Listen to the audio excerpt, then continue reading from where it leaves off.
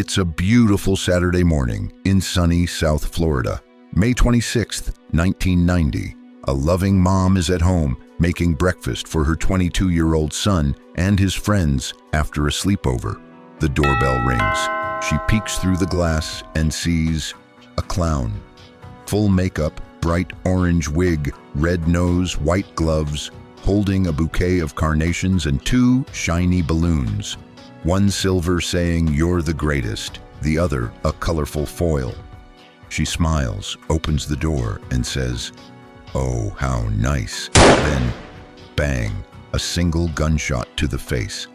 The clown calmly turns, walks back to a white Chrysler convertible, and drives away like nothing happened. Her son rushes to her side as she collapses in a pool of blood, gasping her final words, "Help me.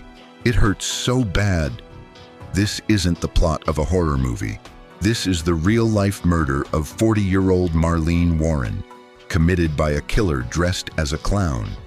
And for 27 years, this bizarre, chilling case went unsolved. A cold case that haunted investigators, terrified a community, and became one of the most infamous unsolved murders in Florida history. But here's where it gets even stranger. The woman who pulled the trigger?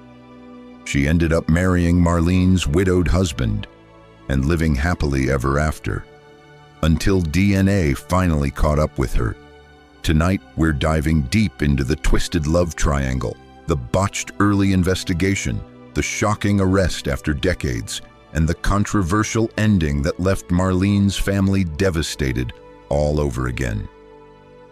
Stick with me, because this story has more twists than you can imagine. And by the end, you'll be asking, did justice really get served? Let's start by meeting Marlene. Marlene Warren was the kind of woman everyone loved. Born in Michigan, she grew up on her grandfather's farm, a simple, wholesome life.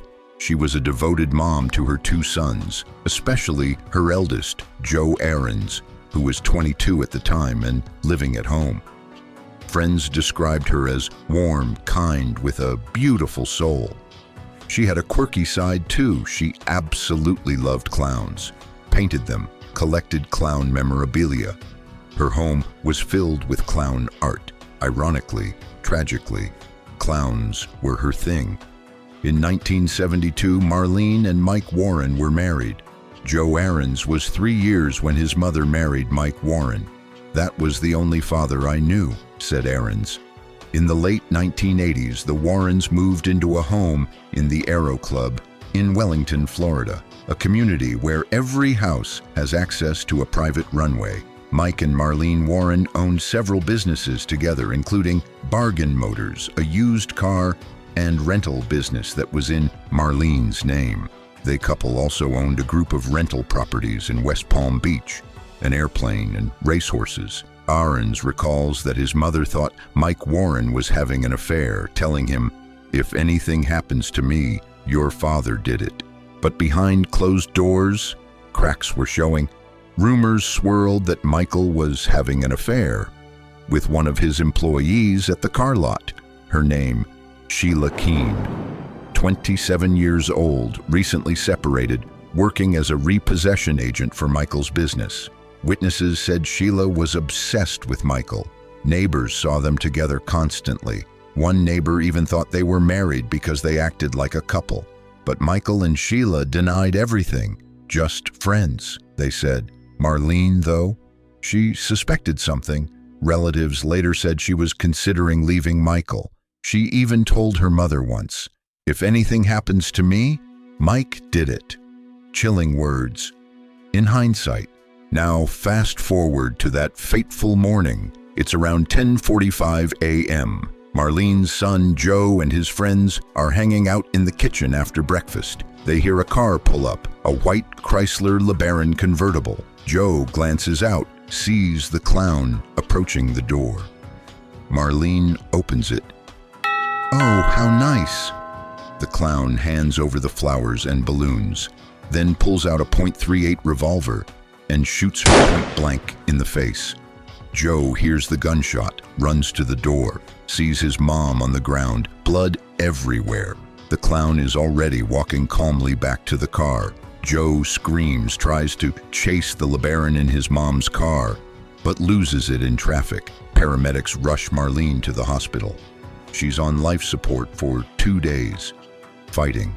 Joe by her side, whispering he loves her, promising justice. But on May 28, 1990, Marlene dies. The community is in panic. A killer clown in broad daylight. Who does that? Investigators swarm the scene. Witnesses, Joe and his friends, describe the clown. Orange curly wig, white face paint, red nose, multicolored outfit, black shoes. The getaway car, white Chrysler LeBaron convertible, balloon sayings noted. Detectives quickly trace the purchases. First, a Publix supermarket. Clerk remembers a woman with brown hair buying carnations and those exact balloons about an hour before the murder. Then, a costume shop nearby. 2 days before the murder, a woman bought a full clown kit, wig, makeup, nose, everything except the shoes. Both clerks pick Sheila Keen out of a photo lineup as looking like the buyer. Boom.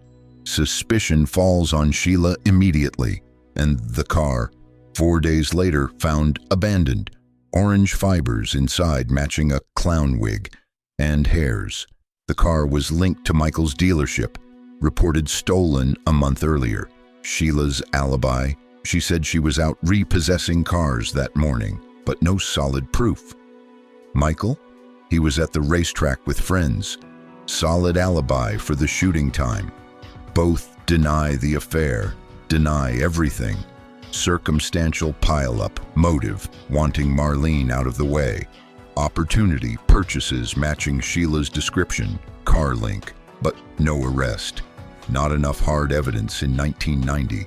No DNA tech to test those hairs yet. Case goes cold.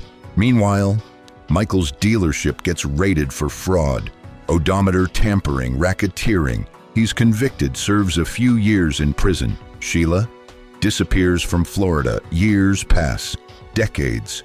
Joe Aarons grows up haunted, the image of that clown burned in his mind. He chases the car in nightmares. He tells interviewers the unknowingness, the fear, it was hell. Then, 2002, Michael gets out of prison, moves to Virginia, and remarries. His new wife? A blonde woman named Debbie. They open a restaurant, the Purple Cow, live a quiet life. But in 2014, Palm Beach Sheriff's Cold Case Unit reopens the file. New DNA tech. They test those old hairs from the getaway car. Match Sheila Keen. And the bombshell? Debbie is Sheila Keen. She changed her look, her name, and married the victim's husband. Mission accomplished? For 15 years, they lived together as man and wife. Investigators are stunned.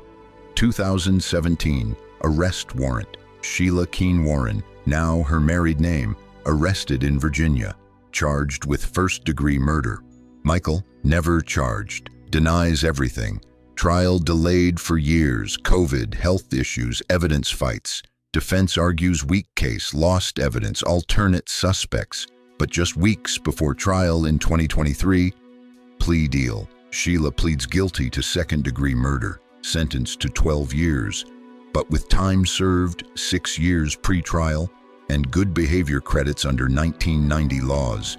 She's out after 18 months. Released November 2024. Free woman. Her lawyer, she didn't do it, but took the deal. Prosecutor, she'll always be a convicted murderer. Joe Aarons, heartbroken. Not fair, he says. After 34 years waiting for justice, the killer walks free. So, what do you think? Was it really Sheila in that clown suit? Did she act alone? Or was Michael involved somehow? This case still sparks endless debate. A crime of passion disguised as a carnival nightmare. Marlene Warren deserved better. Her son deserved closure. If this story chilled you, hit like, subscribe for more deep dives into cases like this. Next time, another unsolved enigma that's finally cracking open. Thanks for watching. Stay safe out there. And maybe think twice before answering the door for a clown.